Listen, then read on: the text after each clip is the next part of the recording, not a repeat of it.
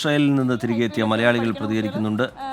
തിരുവനന്തപുരം വിമാനത്താവളത്തിലാണ് എന്നാണ് മനസ്സിലാക്കുന്നത്. സൗണ്ടുകളും എങ്ങനെ ഇന്റർസെപ്റ്റ് ചെയ്യുന്ന സൗണ്ടുകളും ഭീതി ഉള്ള കാര്യങ്ങളൊക്കെ ഉണ്ടായിരുന്നു. പക്ഷേ ഞാൻ ജെറുസലേമിലായതുകൊണ്ട് തന്നെ ലൈക്ക് എവരിതിങ് വാസ് നോർമൽ. അവിടുത്തെ അധികൃതർ വേണ്ട സഹായങ്ങൾ, പ്രത്യേകിച്ച് ഇന്ത്യക്കാർക്കൊക്കെ സഹായങ്ങളൊക്കെ കൊടുക്കുന്നുണ്ട്. ഇപ്പോൾ ജോർദാനിലേക്ക് ആളുകൾ ഒഴിപ്പിക്കുന്നു എന്ന് പറയുന്നു. അവിടെ നിന്നാണല്ലോ നിങ്ങളൊക്കെ വരുന്നതും സാഹചര്യം. അതെല്ലാം നമ്മുടെ എംബസി തന്നെയാണ് എല്ലാം ചെയ്യുന്നത്. അപ്പം എംബസി കറക്റ്റായിട്ട് എല്ലാ കാര്യങ്ങളും ചെയ്യുന്നുണ്ട്. വേറെ മലയാളികൾ അവർ വരും ദിവസങ്ങളിൽ വരുന്നുണ്ട്. ഞാൻ ആദ്യമേ ബുക്ക് ചെയ്തിരുന്നു, ഫോം ഫില്ല് ചെയ്തിരുന്നു. അപ്പോൾ അതുകൊണ്ട് തന്നെ ഫസ്റ്റ് ഡേ എനിക്ക് ഫ്ലൈറ്റ് കിട്ടി. ഇല്ല, അങ്ങനെയുള്ള സാഹചര്യങ്ങളൊന്നും ഇല്ല അവിടെ. അങ്ങനെ അത്രയും മാധ്യമങ്ങൾ റിപ്പോർട്ട് ചെയ്യുന്ന മാതിരി അത്രയും എക്സ്ട്രീം അങ്ങനെയൊന്നും ഇല്ല. എല്ലാവരും മാറുക അങ്ങനെയൊന്നും ഇല്ല.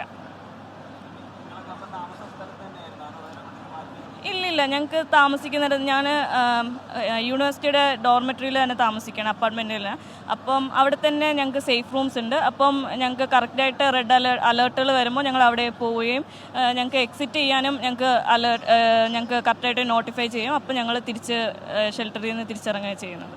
എല്ലാം കറക്റ്റായിട്ട് തന്നെ ഇസ്രായേൽ ഗവൺമെൻറ്റും ഞങ്ങളെല്ലാം അറിയിക്കാറുണ്ട്. അതുപോലെ തന്നെ യൂണിവേഴ്സിറ്റികളായാലും യൂണിവേഴ്സിറ്റി സ്റ്റുഡൻസിനും ഞങ്ങൾക്ക് കൃത്യമായ നിർദ്ദേശങ്ങൾ എപ്പോഴും തരാറുണ്ടായിരുന്നു.